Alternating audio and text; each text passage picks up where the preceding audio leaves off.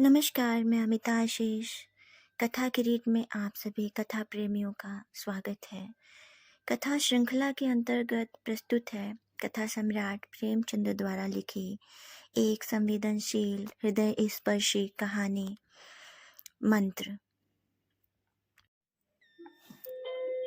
संध्या का समय था। डॉक्टर चड्ढा गोल्फ खेलने के लिए तैयार हो रहे थे। मोटर द्वार के सामने खड़ी थी कि दो कहार एक डोली लिए आते दिखाई दिए। डोली के पीछे एक बूढ़ा लाठी टेकता चला आ रहा था। डोली औषधालय के सामने आकर रुक गई।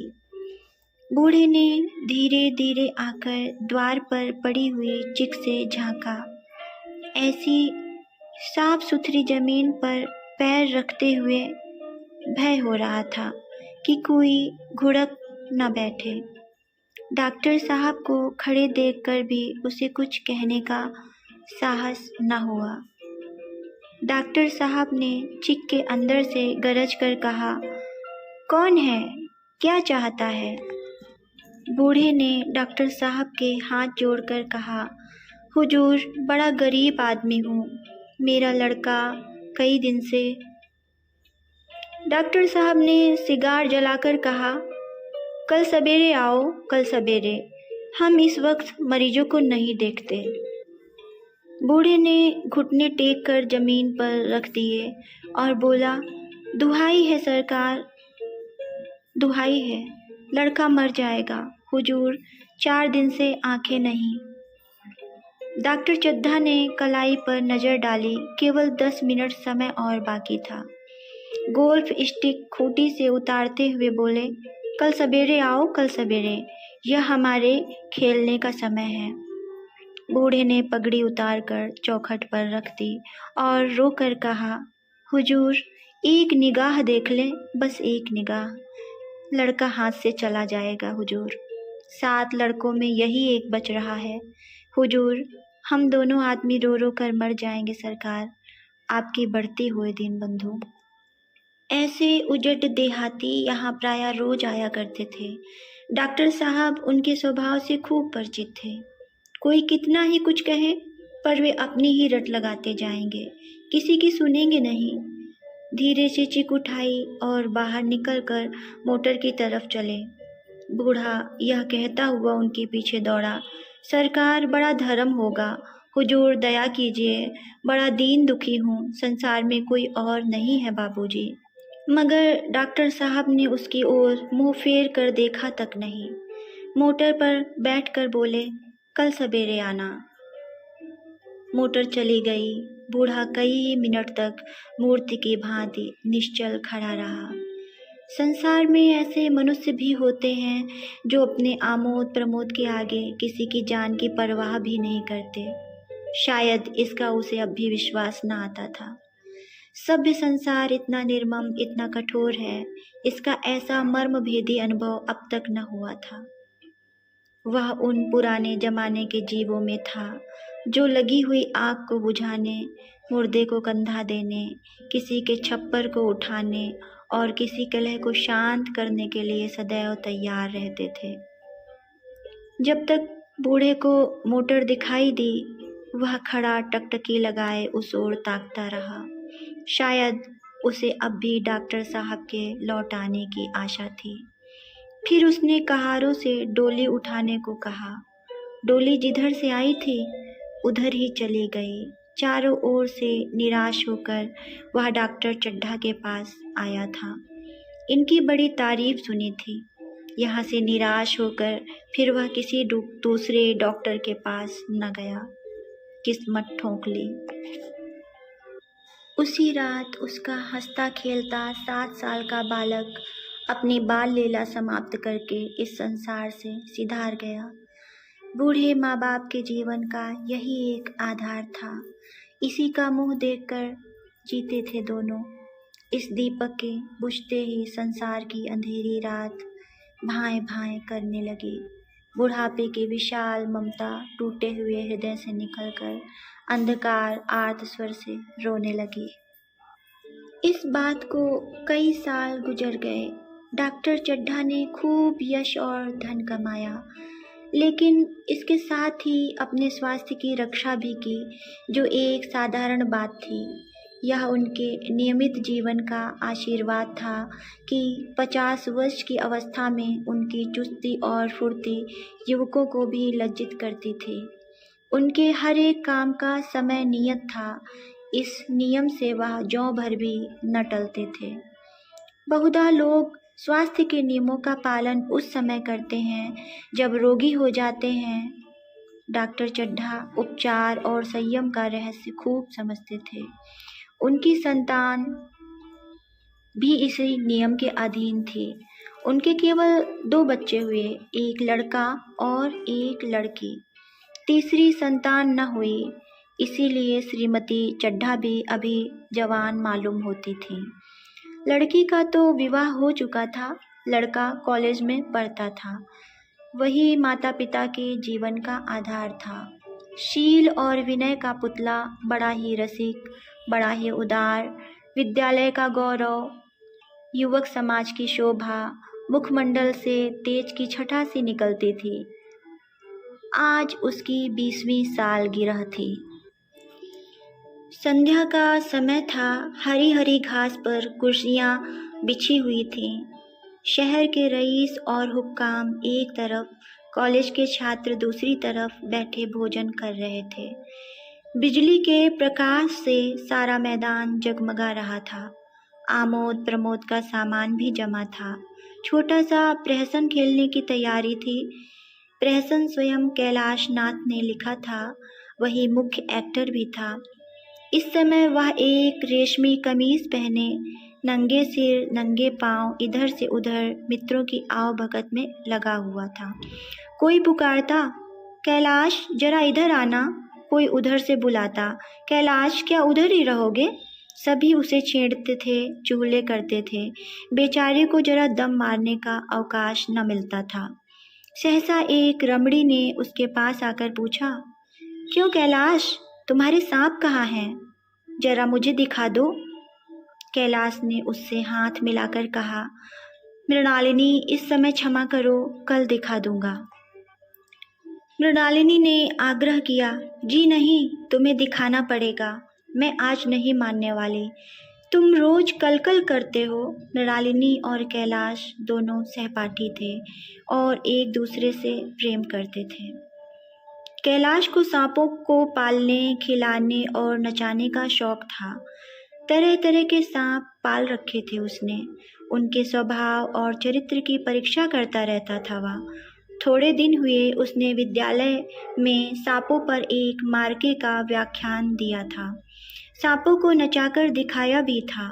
प्राणीशास्त्र के बड़े बड़े पंडित भी यह व्याख्यान सुनकर दंग रह गए थे। यह विद्या उसने एक बड़े सपेरे से सीखी थी। सांपों की जड़ी बूटियां जमा करने का उसे मरज था। इतना पता भर मिल जाए कि किसी व्यक्ति के पास कोई अच्छी जड़ी है, फिर उसे चैन ना आता था, उसे लेकर ही छोड़ता था। यही व्यसन था। इस पर हजारों रुपए फूंक चुका था वह। मृणालिनी कई बार आ चुकी थी, पर कभी सांपों को देखने के लिए इतनी उत्सुक न हुई थी। कह नहीं सकते आज उसकी उत्सुकता सचमुच जाग गई थी या वह कैलाश पर अपने अधिकार का प्रदर्शन करना चाहती थी। पर उसका आग्रह बेमौका था। उस कोठरी में कितनी भीड़ लग जाएगी, भीड़ को देखकर सांप कितने चौंकेंगे और रात के समय उन्हें छेड़ा जाना कितना बुरा लगेगा। इन बातों का उसे जरा भी ध्यान न आया। कैलाश ने कहा, नहीं, कल जरूर दिखा दूंगा। इस वक्त अच्छी तरह दिखा भी तो न सकूंगा, कमरे में तिल रखने को भी तो जगह ना मिलेगी। एक महाशय ने छेड़कर कहा, दिखा क्यों नहीं देते? जरा सी बात के लिए इतना टाल मटोल कर रहे हो। मिस गोविंद, हरगिज न मानना, देखे कैसे नहीं दिखाते।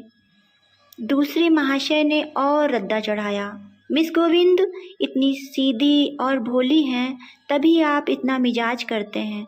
दूसरी सुंदरी होती तो इसी बात पर बिगड़ खड़ी होती। तीसरे साहब ने मजाक उड़ाया, अजी बोलना छोड़ देती। भला कोई बात है? इस पर आपका दावा है कि मृणालिनी के लिए जान हाजिर है। मृणालिनी ने देखा कि ये शोहदे उसे रंग पर चढ़ा रहे हैं तो बोली, आप लोग मेरी वकालत न करें, मैं खुद अपनी वकालत कर लूँगी। मैं इस वक्त सांपों का तमाशा नहीं देखना चाहती। चलो, छुट्टी हुई। इस पर मित्रों ने ठट्ठा लगाया। एक साहब बोले, देखना तो आप सब कुछ चाहें, पर दिखाए भी तो। कैलाश को मृणालिनी की झेपी हुई सूरत को देखकर मालूम हुआ कि इस वक्त उसका इनकार वास्तव में उसे बुरा लगा है। ज्यों ही प्रीति भोज समाप्त हुआ और गाना शुरू हुआ, उसने मृणालिनी और अन्य मित्रों को सांपों के दरबे के सामने ले जाकर महुअर बजाना शुरू किया। फिर एक एक खाना खोलकर एक एक सांप को निकालने लगा। वाह, क्या कमाल था! ऐसा जान पड़ता था कि वे कीड़े उसकी एक एक बात, उसके मन का एक एक भाव समझते हैं। किसी को उठा लिया, किसी को गर्दन में डाल लिया, किसी को हाथ में लपेट लिया। मृणालिनी बार बार मना करती कि इन्हें गर्दन में न डालो, दूर ही से दिखा दो, बस जरा नचा दो। कैलाश की गर्दन में सांपों को लिपटते देखकर उसकी जान निकली जाती थी। पछता रही थी कि मैंने व्यर्थ ही इनसे सांप दिखाने को कहा, मगर कैलाश एक न सुनता था। प्रेमिका के सम्मुख अपनी सर्प कला का प्रदर्शन करने का ऐसा अवसर पाकर वह कब चूकता। एक मित्र ने टीका की, दांत तोड़ डाले होंगे कैलाश। कैलाश हंसकर बोला, दांत तोड़ डालना मदारियों का काम है, किसी के दांत नहीं तोड़े गए, कहिए तो दिखा दूं। कहकर उसने एक काले सांप को पकड़ लिया और बोला, मेरे पास इससे बड़ा और जहरीला सांप दूसरा नहीं है। अगर किसी को काट ले तो आदमी आनन फानन में मर जाए, लहर भी ना आए। इसके कांटे पर मंत्र नहीं, इसके दांत दिखा दूं। मृणालिनी ने उसका हाथ पकड़कर कहा, नहीं नहीं कैलाश, ईश्वर के लिए इसे छोड़ दो, तुम्हारे पैरों पड़ती हूँ। इस पर एक दूसरे मित्र बोले, मुझे तो विश्वास नहीं आता, लेकिन तुम कहते हो तो मान लूंगा। कैलाश ने सांप की गर्दन पकड़कर कहा, नहीं साहब, आप आंखों से देखकर मानिए, दांत तोड़कर वश में किया तो क्या। सांप बड़ा समझदार होता है, अगर उसे विश्वास हो जाए कि इस आदमी से मुझे कोई हानि न पहुंचेगी तो वह उसे हरगिज न काटेगा। मृणालिनी ने जब देखा कि कैलाश पर इस वक्त भूत सवार है तो उसने यह तमाशा न करने के विचार से कहा, अच्छा भाई, अब यहाँ से चलो, देखा गाना शुरू हो गया है, आज मैं भी कोई चीज सुनाऊंगी। यह कहते हुए उसने कैलाश का कंधा पकड़ कर चलने का इशारा किया और कमरे से निकल गई। मगर कैलाश विरोधियों की शंका समाधान करके ही दम लेना चाहता था। उसने सांप की गर्दन पकड़कर जोर से दबाई, इतनी जोर से दबाई कि उसका मुंह लाल हो गया, देह की सारी नसें तन गईं। सांप ने अब तक उसके हाथों ऐसा व्यवहार न देखा था। उसकी समझ में न आता था कि यह मुझसे क्या चाहते हैं। उसे शायद भ्रम हुआ कि वह मुझे मार डालना चाहते हैं, अतः वह आत्मरक्षा के लिए तैयार हो गया। कैलाश ने उसकी गर्दन खूब दबाकर मुंह खोल दिया और उसके जहरीले दांत दिखाते हुए बोला, जिन सज्जनों को शक हो आकर देख लें। आया विश्वास या अब भी कुछ शक है? मित्रों ने आकर उसके दांत देखे और चकित हो गए। प्रत्यक्ष प्रमाण के सामने संदेह को स्थान कहा। मित्रों का शंका निवारण करके कैलाश ने सांप की गर्दन ढीली कर दी और उसे जमीन पर रखना चाहा, पर वह काला सांप क्रोध से पागल हो रहा था। गर्दन नरम पड़ते ही उसने सिर उठाकर कैलाश की उंगली में जोर से काटा और वहां से भागा। कैलाश की उंगली से टप टप खून टपकने लगा। उसने जोर से उंगली दबा ली और उसने कमरे की तरफ दौड़कर वहां मेज की दराज में एक जड़ी रखी हुई थी, जिसे पीस कर लगा देने से घातक विष भी रफू हो जाता था, उस ओर दौड़ा। मित्रों में हलचल पड़ गई। बाहर महफिल में भी खबर हुई डॉक्टर साहब घबराकर दौड़े। फौरन उंगली की जड़ कसकर बांधी गई और जड़ी पीसने के लिए दी गई। डॉक्टर साहब जड़ी के कायल न थे। वह उंगली का डसा भाग नश्तर से काट देना चाहते थे, मगर कैलाश को जड़ी पर पूर्ण विश्वास था। मृणालिनी पियानो पर बैठी हुई थी। यह खबर सुनते ही दौड़ी और कैलाश की उंगली से टपकते हुए खून को रुमाल से पोंछने लगी। जड़ी पीसी जाने लगी, पर उसी 1 मिनट में कैलाश की आंखें झपकने लगीं। होठों पर पीलापन दौड़ने लगा, यहाँ तक कि वह खड़ा न रह सका। फर्श पर बैठ गया। सारे मेहमान कमरे में जमा हो गए। कोई कुछ कहता था, कोई कुछ। इतने में जड़ी पीस कर आ गई। मृणालिनी ने उंगली पर लेप किया। 1 मिनट और बीता। कैलाश की आंखें बंद हो गईं। वह लेट गया और हाथ से पंखा झलने का इशारा किया। माँ ने दौड़कर उसका सिर गोद में रख लिया और बिजली का टेबल फैन लगा दिया गया। डॉक्टर साहब ने झुककर पूछा, कैलाश कैसी तबीयत है? कैलाश ने धीरे से हाथ उठा लिए, पर कुछ बोल न सका। मृणालिनी ने करुण स्वर में कहा, क्या जड़ी कुछ असर न करेगी? डॉक्टर साहब ने सिर पकड़कर कहा, क्या बतलाऊं, मैं इसकी बातों में आ गया। अब तो नश्तर से भी कुछ फायदा न होगा। आधे घंटे तक यही हाल रहा। कैलाश की दशा प्रतिक्षण बिगड़ती जाती थी, यहाँ तक कि उसकी आंखें पथरा गईं, हाथ पांव ठंडे पड़ गए, मुख की कांति मलिन पड़ गई, नाड़ी का कहीं पता नहीं। मौत के सारे लक्षण दिखाई देने लगे। घर में कोहराम मच गया। मृणालिनी एक ओर सिर पीटने लगी, माँ अलग पछाड़े खाने लगी। डॉक्टर चड्ढा को मित्रों ने पकड़ लिया, नहीं तो वह नश्तर अपनी गर्दन पर मार लेते। एक महाशय बोले, कोई मंत्र झाड़ने वाला मिले तो संभव है अब भी जान बच जाए। एक मुसलमान सज्जन ने इसका समर्थन किया, अरे साहब, कब्र में पड़ी हुई लाशें जिंदा हो गई हैं, ऐसे ऐसे बाकमाल पड़े हुए हैं। डॉक्टर चड्ढा बोले, मेरी अक्ल पर पत्थर पड़ गया था कि इसकी बातों में आ गया। नश्तर लगा देता तो यह नौबत ही क्यों आती। बार बार समझाता रहा कि बेटा सांप न पालो, मगर कौन सुनता था। बुलाइए, किसी झाड़ फूक करने वाले को ही बुलाइए। मेरा सब कुछ ले ले, मैं अपनी सारी जायदाद उसके पैरों पर रख दूंगा। लंगोटी बांध कर घर से निकल जाऊंगा, मगर मेरा कैलाश, मेरा प्यारा कैलाश उठ बैठे। ईश्वर के लिए किसी को बुलवाइए। एक महाशय का किसी झाड़ने वाले से परिचय था।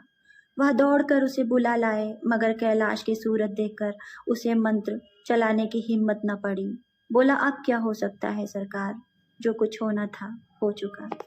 अरे मूर्ख, यह क्यों नहीं कहता कि जो कुछ न होना था वह कहाँ हुआ। माँ बाप ने बेटे का सेहरा कहाँ देखा। मृणालिनी का कामना तरु क्या पल्लव और पुष्प से रंजित हो उठा। मन के वह स्वर्ण स्वप्न जिनसे जीवन आनंद का स्रोत बना हुआ था, क्या पूरे हो गए। जीवन के नृत्य में तारिका मंडित सागर में आमोद की बहार लूटते हुए क्या उनकी नौका जलमग्न नहीं हो गई। जो न होना था वह हो गया। वही हरा भरा मैदान था, वही सुनहरी चांदनी एक निःशब्द संगीत की भांति प्रकृति पर छाई हुई थी। वही मित्र समाज था, वही मनोरंजन के सामान थे, मगर जहाँ हास्य की ध्वनि थी वहाँ करुण क्रंदन और अश्रु प्रवाह था। शहर से कई मील दूर एक छोटे से घर में एक बूढ़ा और बुढ़िया अंगीठी के सामने बैठे जाड़े की रात काट रहे थे। बूढ़ा नारियल पीता था और बीच बीच में खांसता था। बुढ़िया दोनों घुटनियों में सिर डाले आग की ओर ताक रही थी। एक मिट्टी के तेल की कुप्पी ताक पर जल रही थी। घर में न चारपाई थी न बिछौना, एक किनारे थोड़ी सी पुआल पड़ी हुई थी। इसी कोठरी में एक चूल्हा था। बुढ़िया दिन भर उपले और सूखी लकड़ियां बटोरती थी। बूढ़ा रस्सी बटकर बाजार में बेच आता था। यही उनकी जीविका थी। उन्हें न किसी ने रोते देखा न हंसते। उनका सारा समय जीवित रहने में कट जाता था। मौत द्वार पर खड़ी थी। रोने या हंसने की कहाँ फुर्सत। बुढ़िया ने पूछा, कल के लिए सन तो है नहीं, क्या काम करोगे? जाकर झगड़ू शाह से 10 सेर सन उधार लाऊंगा। उसके पहले के पैसे तो दिए ही नहीं और उधार कैसे देगा। न देगा न सही, घास तो कहीं नहीं गई, दोपहर तक क्या 2 आने की भी न काटूंगा। इतने में एक आदमी ने द्वार पर आवाज दी, भगत भगत, क्या सो गए? जरा किवाड़ खोलो। भगत ने उठकर किवाड़ खोल दिए। एक आदमी ने अंदर आकर कहा, कुछ सुना? डॉक्टर चड्ढा बाबू के लड़के को सांप ने काट लिया। भगत ने चौंक कर कहा, चड्ढा बाबू के लड़के को? वही चड्ढा बाबू है ना, जो छावनी में बंगले में रहते हैं? हाँ हाँ वही। शहर में हल्ला मचा हुआ है, जाते हो तो जाओ, आदमी बन जाओगे। बूढ़े ने कठोर भाव से सिर हिलाकर कहा, मैं नहीं जाता, मेरी बला जाए। वही चड्ढा है, खूब जानता हूँ। भैया लेकर उन्हीं के पास गया था, खेलने जा रहे थे, पैरों पर गिर पड़ा कि एक नज़र देख लीजिए, मगर सीधे मुंह से बात तक न की। भगवान बैठे सुन रहे थे। अब जान पड़ेगा कि बेटे का गम कैसा होता है। कई लड़के हैं? नहीं जी, यही तो एक लड़का था। सुना है सबने जवाब दे दिया है। भगवान बड़ा कारसाज है। उस बखत मेरी आंखों से आंसू निकल पड़े थे, पर उसे तनिक भी दया ना आई थी। मैं तो उसके द्वार पर होता तो भी बात न पूछता। तो न जाओगे? मत जाओ, हमने जो सुना था सो कह दिया। अच्छा किया, अच्छा किया। कलेजा ठंडा हो गया, आंखें ठंडी हो गई, लड़का भी ठंडा हो जाएगा। तुम जाओ, आज चैन की नींद सोऊंगा। बुढ़िया से बोला, जरा तंबाकू देना, एक चिलम और पीऊंगा। अब मालूम होगा लाला को, सारी साहबी निकल जाएगी। हमारा क्या बिगड़ा? लड़के के मर जाने से कुछ राज तो नहीं चला गया। जहाँ 6 बच्चे गए थे वहाँ एक और चला गया। तुम्हारा तो राज सूना हो जाएगा। उसी के वास्ते सबका गला दबा दबा कर जोड़ा था ना। अब क्या करोगे? एक बार देखने जाऊंगा, पर कुछ दिन बाद मिजाज का हाल पूछूंगा। आदमी चला गया। भगत ने किवाड़ बंद कर लिए, तब चिलम पर तंबाकू रखकर पीने लगा। बुढ़िया ने कहा, इतनी रात गए जाड़े पाले में कौन जाएगा? अरे दोपहर ही होता तो मैं न जाता। सवारी दरवाजे पर लेने आती तो भी न जाता। भूल नहीं गया हूँ। पन्ना की सूरत आंखों में फिर रही है। इस निर्दयी ने उसे एक नज़र देखा तक नहीं। क्या मैं न जानता था कि वह न बचेगा? खूब जानता था। चड्ढा भगवान नहीं थे कि उनके एक निगाह देख लेने से अमृत बरस जाता। नहीं, खाली मन की दौड़ थी। अब किसी दिन जाऊंगा और कहूँगा, क्यों साहब, कहिए क्या रंग है? दुनिया बुरा कहेगी, कहे, कोई परवाह नहीं। छोटे आदमियों में तो सब ऐब हैं, बड़ों में कोई ऐब नहीं होता, देवता होते हैं। भगत के लिए यह जीवन में पहला अवसर था कि ऐसा समाचार पाकर वह बैठा रह गया हो। 80 वर्ष के जीवन में ऐसा कभी न हुआ था कि सांप की खबर पाकर वह दौड़ न गया हो। माघ पूस की अंधेरी रात, चैत बैसाख की धूप और लू, सावन भादों की चढ़ी हुई नदी और नाले, किसी की उसने कभी परवाह न की। वह तुरंत घर से निकल पड़ता था, निस्वार्थ, निष्काम। लेन देन का विचार कभी दिल में आया ही नहीं। यह लेन देन का काम नहीं था। जान का मूल्य कौन दे सकता है? यह एक पुण्य कार्य था। सैकड़ों निराशों को उसके मंत्रों ने जीवन दान दे दिया था, पर आज वह घर से कदम नहीं निकाल सका। यह खबर सुनकर वह सोने जा रहा था। बुढ़िया ने कहा, तमाकू अंगीठी के पास रखी हुई है, उसके भी आज 2.5 पैसे हो गए हैं, जो अभी तक दिए नहीं गए हैं। बुढ़िया यह कहकर लेटी। बूढ़े ने कुप्पी बुझाई, कुछ देर खड़ा रहा, फिर बैठ गया, अंत को लेट गया, पर यह खबर उसके हृदय पर बोझे की भांति रखी हुई थी। उसे मालूम हो रहा था उसकी कोई चीज खो गई है, जैसे सारे कपड़े गीले हो गए हैं या पैरों में कीचड़ लगा हुआ है, जैसे कोई उसके मन में बैठा हुआ उसे घर से निकालने के लिए कुरेद रहा है। बुढ़िया जरा देर में खर्राटे लेने लगी। बूढ़े और बुढ़िया दोनों बातें करते करते सोते हैं। और जरा सा खटका होते ही जागते हैं। तब भगत उठा और अपनी लकड़ी उठा ली और धीरे से किवाड़ खोले। बुढ़िया ने पूछा, कहाँ जाते हो? कहीं नहीं, देखता था कि कितनी रात है। अभी बहुत रात है, सो जाओ। नींद नहीं आती। नींद काहे आवेगी? मन तो चड्ढा के घर पर लगा हुआ है ना। चड्ढा ने मेरे साथ कौन सी नेकी कर दी है जो वहां जाऊं? वह आकर पैरों पड़े तो भी न जाऊं। उठे तो तुम इसी इरादे से ही हो ना? नहीं री, ऐसा पागल नहीं हूं कि जो मुझे काटे बोए उसके लिए फूल बोता फिरूं। बुढ़िया फिर सो गई। भगत ने किवाड़ लगा दिए और फिर आकर बैठा, पर उसके मन की दशा कुछ ऐसी थी जो बाजे की आवाज कान में पड़ते ही उपदेश सुनने वालों की होती है। आंखें चाहे उपदेशक की ओर हो, पर कान बाजे की ही ओर लगे होते हैं। दिल में भी बाजे की ध्वनि गूंजती रहती है। शर्म के मारे जगह से नहीं उठता है। निर्दयी प्रतिघात का भाव भगत के लिए उपदेशक था, पर हृदय उस अभागे युवक की ओर था जो इस समय मर रहा था। उसके लिए एक एक पल का विलंब घातक था। उसने फिर किवाड़ खोले, इतने धीरे से कि बुढ़िया को खबर भी न हुई। बाहर निकल आया। उसी वक्त गांव का चौकीदार गश्त लगा रहा था। बोला, कैसे उठे भगत? आज तो बड़ी सर्दी है, कहीं जा रहे हो क्या? भगत ने कहा, नहीं जी, जाऊंगा कहाँ? देखता था अभी कितनी रात है। भला कै बजे होंगे? चौकीदार बोला, 1 बजा होगा, और क्या। अभी थाने से आ रहा था तो डॉक्टर चड्ढा बाबू के बंगले पर बड़ी भीड़ लगी हुई थी। उनके लड़के का हाल तो तुमने सुना होगा, कीड़े ने छू लिया है, चाहे मर भी गया हो। तुम चले जाओ तो शायद बच जाए। सुना है 10,000 तक देने को तैयार है।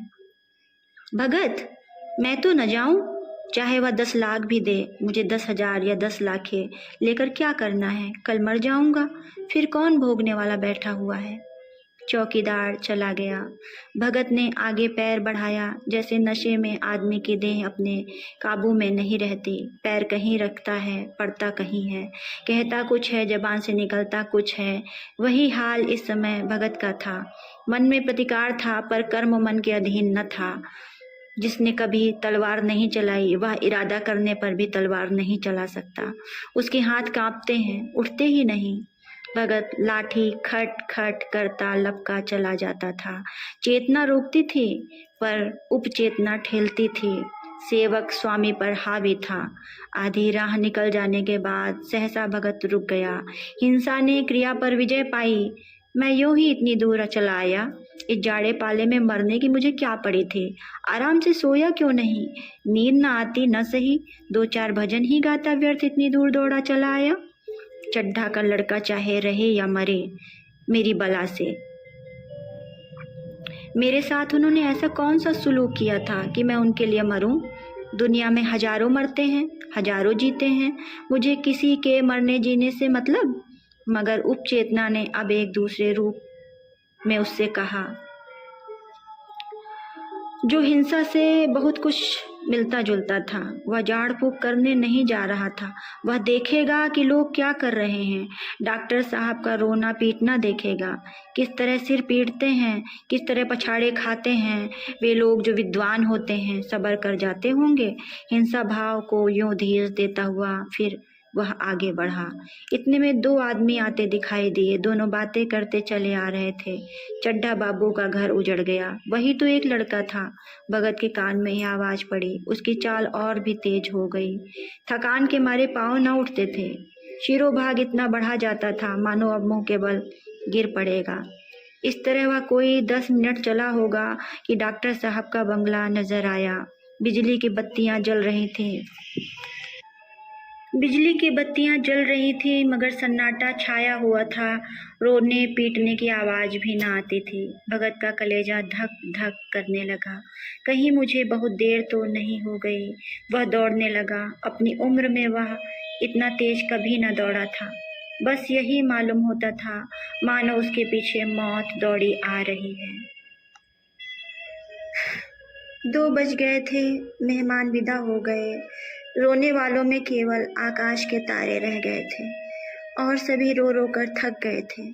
बड़ी उत्सुकता के साथ लोग रह रहकर आकाश की ओर देखते थे कि किसी तरह सुबह हो और लाश गंगा की गोद में दी जाए।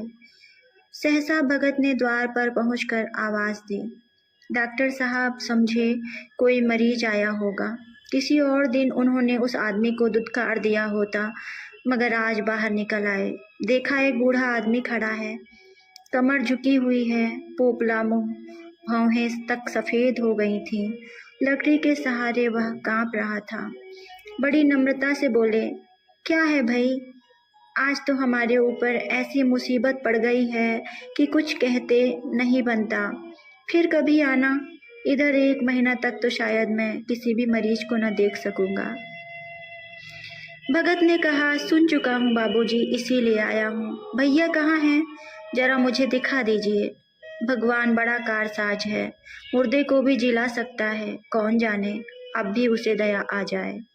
चड्ढा ने व्यथित स्वर से कहा, चलो देख लो, मगर 3-4 घंटे हो गए हैं, जो कुछ होना था हो चुका। बहुतेर झाड़ फूकने वाले आए, देख देख कर चले गए।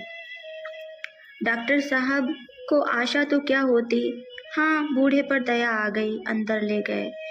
भगत ने लाश को 1 मिनट तक देखा, तब मुस्कुराकर बोला, अभी कुछ नहीं बिगड़ा है बाबूजी।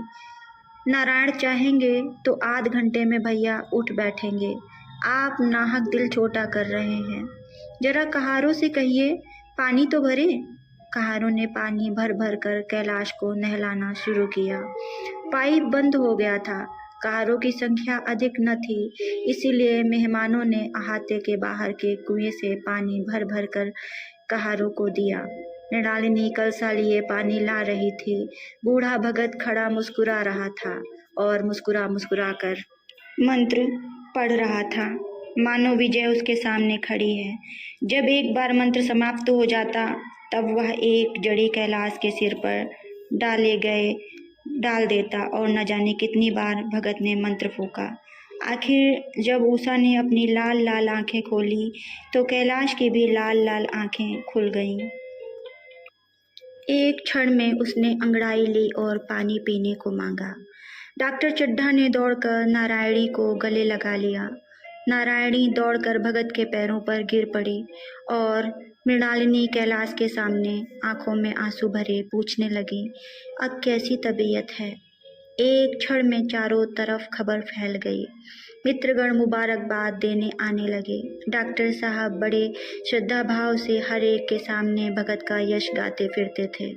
सभी लोग भगत के दर्शनों के लिए उत्सुक हो उठे, मगर अंदर जाकर देखा तो भगत का कहीं पता न था। नौकरों ने कहा, अभी तो यहीं बैठे चिलम पी रहे थे, हम लोग तमाकू देने लगे तो नहीं ली, अपने पास से तमाकू निकाल कर भरी। यहाँ तो भगत की चारों ओर तलाश होने लगी और भगत लपका हुआ घर चला जा रहा था कि बुढ़िया के उठने से पहले पहुँच जाऊँ। मगर मेहमान लोग चले गए तो डॉक्टर साहब ने नारायणी से कहा, बुढ़ा न जाने कहाँ चला गया, एक चिलम तमाकू का भी रवादार न हुआ। नारायणी, मैंने तो सोचा था कि इसे कोई बड़ी रकम दूंगी। चड्ढा, रात को तो मैंने नहीं पहचाना, पर जरा साफ हो जाने पर पहचान गया। एक बार यह एक मरीज को लेकर आया था। मुझे अब याद आता है कि मैं खेलने जा रहा था और मरीज को देखने से इनकार कर दिया था। आज उस दिन की बात याद करके मुझे जितनी ग्लानि हो रही है, उसे प्रकट नहीं कर सकता। मैं उसे अब खोज निकालूंगा और उसके पैरों पर गिरकर अपना अपराध क्षमा कराऊंगा। वह कुछ लेगा नहीं, यह जानता हूँ। उसका जन्म यश की वर्षा करने के लिए ही हुआ है।